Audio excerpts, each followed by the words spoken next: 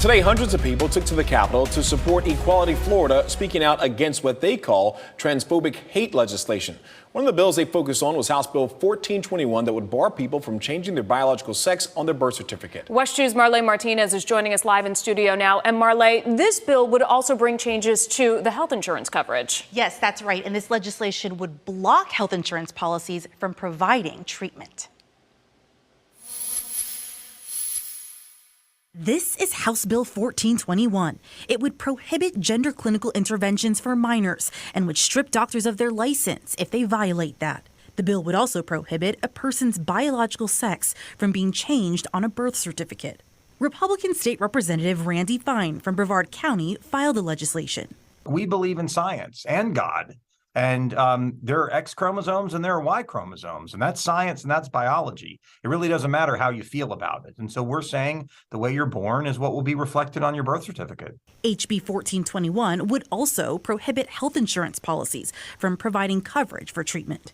I believe that if an adult wants to mutilate their body, or try to be somebody else, they should be able to do that. They shouldn't be able to make other people pay for it. And so what this is saying is that this is an elective surgery. You're free to do it if you're an adult, but you're going to have to pay your own freight. You're not going to be able to ask other people to pay for it. We are here to resist their transphobic slate of hate legislation. Equality Florida held a Pride at the Capitol news conference where spokesperson Brandon Wolf decried the legislation. It's always been about trying to erase trans people from society, and this bill looks to do that by stripping them of the very basic fundamental right for them to be in control of their own birth certificate to determine how the state looks at them, views them, and respects their identities.